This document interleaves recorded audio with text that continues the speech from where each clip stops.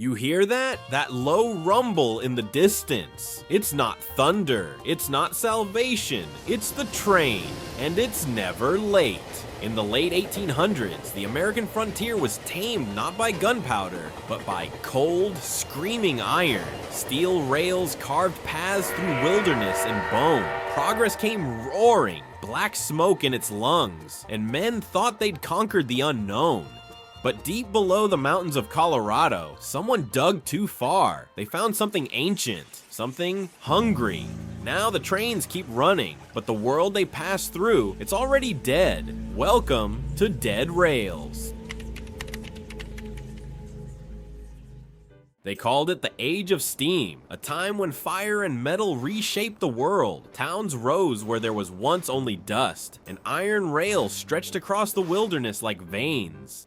Trains became more than machines. They were the lifeblood of expansion, pushing deeper into lands that refused to be tamed. And beneath the earth, we dug, looking for coal, metals, and things we were never meant to find. The deeper we drilled, the more we heard them, echoes, whispers, screams in stone. But we were too proud to stop. We laid the rails into the abyss itself, and we called it progress. In the twilight of the industrial age, as mankind raced to conquer the depths of the earth, a secret project was born. Hidden beneath layers of bureaucracy and stone, it was called Project Prometheus. Not just a mining operation, but a grand experiment. A vision to unlock a new kind of energy, one that pulsed deep beneath the crust. Ancient, untapped, and alive. To bring this vision to life, they summoned a mind ahead of its time. Nikola Tesla, an outcast, a genius, a man obsessed not just with electricity, but with frequencies, vibration, the very heartbeat of the planet. Tesla believed the Earth was not just matter, but a resonating machine, and with the right signal, it could be awakened. Deep in the heart of the Appalachians, massive tunnels were carved, not down, but inward. The goal was no longer coal nor iron, but something older, something that hummed just beneath reality. Tesla's machines were installed along the rails. Their purpose, to amplify the Earth's signal and listen for a reply. One night, the machines began to vibrate violently, lights flickered, instruments failed, and in the blackness, they heard it. A sound not of this world, a roar layered with whispers. Something had answered. Then, a tear in the air itself. A rift glowing and unstable.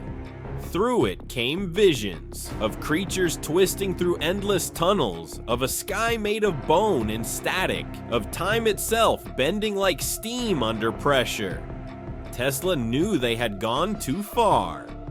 He tried to shut it down, but the portal refused. Days later, Tesla vanished. The project was dissolved, the site buried. Prometheus was declared a failure, a myth, a ghost file in government archives, but the rails remained, and something still moved in the dark. It started with the wind, underground, a current of air where no air should flow. Then came the screams. Miners reported seeing shadows walk against the light. Men began to disappear, not dragged, not killed, just gone. The first creatures stumbled out of the darkness, their eyes hollow, skin torn, rotting, yet they moved with purpose. These weren't mindless corpses, they were something worse, twisted by forces that should never have been awakened. Some walked like men, others howled like beasts, but all of them hunted anything warm and breathing. Cities fell in days, roads became traps, the skies turned gray as if even the sun was afraid to look, and the only safe paths left were the rails. Trains became lifeboats in a world sinking into madness.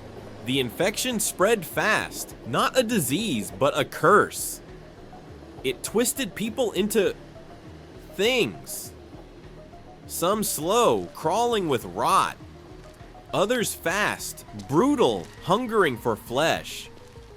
And then there were the Howlers. Creatures that weren't human to begin with.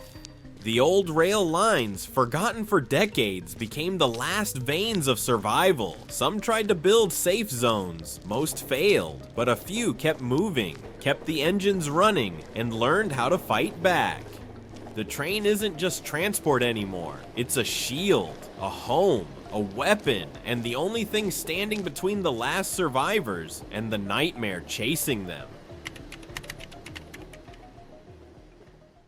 This train, it's more than steel and steam now. It's our home, our bunker, our last shot at making it through. We've reinforced the cars with whatever we could find. Scrap metal, old doors, even bones. We mounted turrets, rigged traps, stockpiled food and medicine. Every bolt, every board was earned in blood. It doesn't just carry us forward, it carries our hopes, our families, what's left of our humanity. And if this train ever stops, so do we.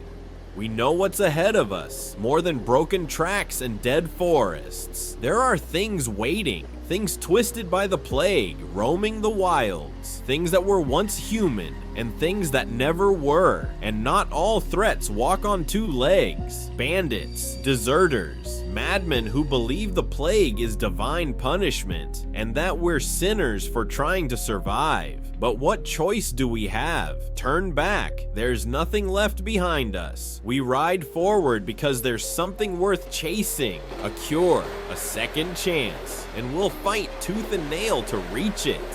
The rails are the only road left.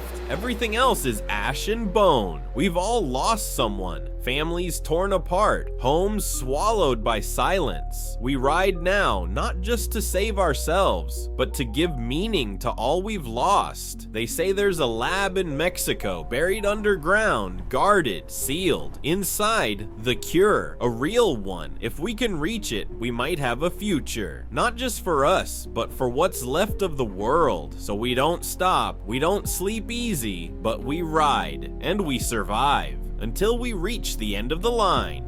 Every journey has a destination, but for us, it's not just a place, it's a chance to rewrite what's left of history, to prove that even in a world buried under rot and ruin, humanity still has something worth saving. The cure isn't just medicine, it's hope bottled in glass. Hope that one day children won't grow up behind barricades, that trains will carry people, not fighters, that the dead will stay buried.